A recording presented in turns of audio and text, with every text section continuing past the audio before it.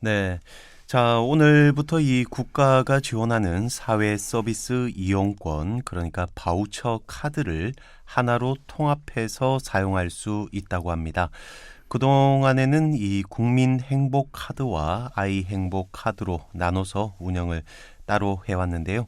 오늘부터 이 두 개의 바우처 카드를 통합해서 운영한다고 하니까 이게 어떤 의미인지 좀 자세히 알아보도록 하겠습니다.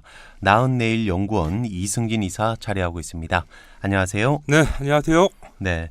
자, 이 아이 행복 카드 그리고 국민 행복 카드가 이 통합된다고 하는데 그럼 앞으로 어떻게 운영이 되는 건가요? 네, 그동안에 이제 임신과 출산 관련 바우처는 이 국민 행복 카드를 발급받아서 사용을 했고, 아이가 크면 이제 아이 행복 카드를 새로 발급받아서 이용을 했는데, 오늘부터 이제 아이 행복 카드의 기능을 국민 행복 카드에 이제 얹어서 합치겠다는 건데요. 네.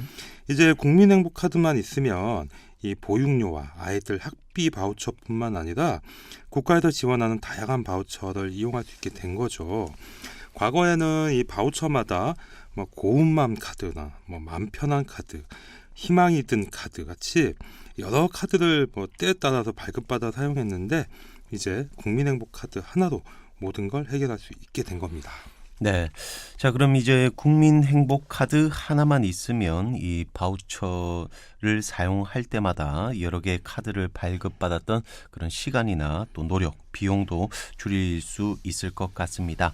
자, 그럼 이제 발급 받을 수 있는 창구도 하나로 통합이 되나요? 카드는 하나로 이제 통합이 되지만 카드를 발급받는 창구는 다양하게 이제 제공하게 됩니다. 뭐 시중에 여러 카드사와 우체국이 함께 참여하기 때문에 여러분들이 원하는 금융기관에서 카드를 발급받으시면 됩니다. 네. 자, 그리고 이 바우처라는 게 이런 사업이 우리나라에 꽤나 많이 있는 걸로 아는데 뭐 어느 정도나 있나요? 이 바우처 사업은 정부나 지자체가 이제 만들기 나름인데요. 네. 예전에 이제 울산 북구청에도 이 취약계층을 지원하는 난방비 지원 사업, 그러니까 에너지 바우처 사업을 지자체가 별도로 만들어서 지원해줬던 사례가 있습니다. 네. 그러니까 이번에 이 통합하는 국민행복 카드만 있으면 정부에서 제공하는 기본적인 17종의 17종의 바우처 사업에 모두 사용할 수 있는데요. 이 카드를 가지고 어떤 바우처를 이용할 수 있는지는 한번 찾아보시는 것도 유용한 정보가 될 것 같습니다. 네. 자, 그리고 요즘 이 복지 관련 이야기를 하면 바우처라는 단어가 빠지지 않는데요. 네네. 저는 개인적으로 뭐 상품권 정도로 이해를 하고 있는데 또 청취자 여러분들의 이해를 돕기 위해서 이 바우처는 어떤 건지 간단히 쉽게 좀 설명을 해 주시죠. 네, 그 상품권하고 비슷한 개념일 수 있는데 네. 이제 일부 이제 본인 부담금에 대한 이제 상품권이라고 이해하시면 될 것 같아요. 그러니까 국가 바우처라는 게 이 국가가 이 복지 수급자들에게 뭐 현금이나 서비스, 물품을 제공하는 게 아니라 정해진 어떤 기관이나 시설에서 사용할 수 있도록 지원해주는 이제 서비스 이용권이다, 이렇게 이해하시면 될 것 같습니다. 뭐 바우처는 주로 이제 여성들을 위한 사업이 굉장히 많아요. 뭐 출산, 육아 이런 대부분이 다 그런 사업들인데, 뭐 아동이나 노인 또 장애인을 위한 바우처 같은 경우에는 남성들도 이용할 수 있으니까 이런 부분들도 좀 더 알아보시면 좋을 것 같습니다. 네, 서비스 이용권. 자, 그리고 이 지난주에는 이 출산 휴가에 대해서 알아봤는데요.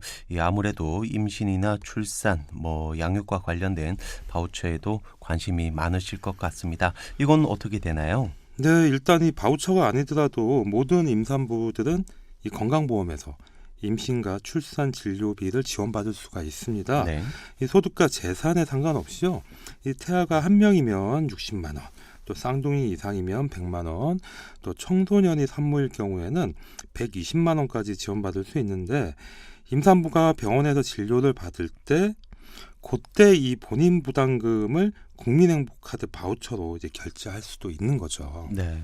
자, 그럼 이런 임신과 출산 등과 관련해서 이 본인이 내야 하는 본인 부담금을 이 정부에서 나오는 바우처로 이용을 할 수 있는 거네요. 네, 그렇습니다. 근데 다만 이 분만 예정일 이후 1년까지 사용하지 않으면 자동 소멸된다는 사실은 또 기억하고 계셔야 될 것 같습니다. 네, 1년 안에 사용을 해야 되는군요.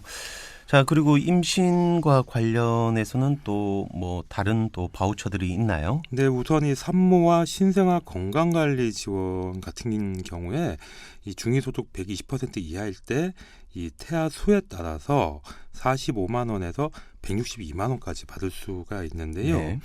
그래도 이 유아용품 지원은 이 가구 소득이 또 이 중위소득 40% 이하인 저소득층에 만 2세 미만, 그러니까 최대 24개월 미만 영아가 기저귀와 조제 분유 등을 구입하는 비용으로 또 사용할 수 있습니다. 네. 자, 그리고 이 아이들이 태어나서 자라게 되면 그동안 또 여러 형태의 돌봄 서비스들이 필요한데요. 이 아동 돌봄 서비스도 이 바우처를 사용할 수 있나요? 네, 이 아동 돌봄 서비스 지원 같은 경우에는 만 12세 이하인 자녀 이 양육자에게 제공이 되는데요. 가구 소득에 따라서 뭐 이용요금을 차등적으로 이제 지원할 수 있습니다. 네. 그러니까 직장인이건 자영업자건 일단은 일정한 소득이 있는 분들이어야 할 것 같고요. 네. 또 영아 이 종일제 돌봄의 경우에는 36만 원에서 91만 원까지 지원을 받고요. 또 시간제는 시간당 1,625원에서 4,875원까지 받을 수 있는데 어린이집이나 유치원을 다니는 7세 미만 모든 아이들은 이 보육료나 유아학비를 지원받을 수도 있습니다. 네. 예전에는 아이 행복 카드를 발급받아서 아이들이 다니는 어린이집이나 유치원에 대해 결제를 했는데요.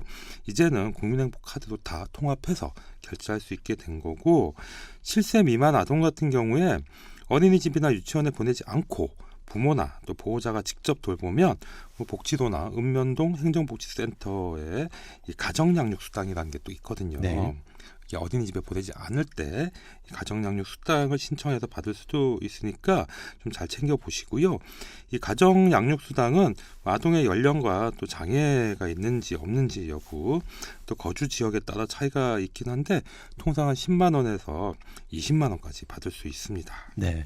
그러니까 이 가정 양육 수당은 그 아이를 어린이집이나 유치원에 보내지 않고 가정에서 돌볼 때만 받을 수 있는 거죠? 그렇죠. 네. 일종의 보육료를 직접 전달하는 거죠. 네. 자, 그 이야기를 나누다 보니까 이 바우처 사업들이 굉장히 많은 것 같습니다. 자, 그런데 이 통상적으로 우리가 자주 접하게 되는 바우처 사업은 뭐 어떤 것들이 있나요? 일단 국가가 지원하는 이 사회 서비스 사업은 8가지가 대표적인데요. 네. 이 노인 돌봄 종합 서비스라는 게 있고요. 또 장애인 활동 지원 사업이라는 게 있어요. 또 산모와 신생아 건강관리 지원 사업이 있고 가사 간병 방문 지원 사업이나 또 지역사회 서비스 투자 사업 줄여서 이제 G2 사업이라고 하는데 굉장히 다양한 사업들이 지역별로 다 있습니다. 그리고 이제 발달 재활 서비스, 언어 발달 지원 사업, 발달 장애인들의 부모 상담 지원 사업도 여기 포함이 되고 또 앞에서 잠시 언급했던 이 에너지 바우처 같은 경우에 에너지 취약계층에게 소득 수준과 가구 원수에 따라서 연간 8만 6천 원에서 14만 5천 원까지 지원하는데 기초생활보장제도의 생계급여와 의료급여 수급자는 난방에너지 그러니까 뭐 전기나 도시가스 또 지역 난방 구입비로 사용할 수도 있으니까요. 주변에 이런 분들이 계시면 널리 알려주시면 좋을 것 같습니다. 네. 이 대표적인 사업 8가지라고 했는데 저도 절반 이상은 처음 들어보는 것 같습니다.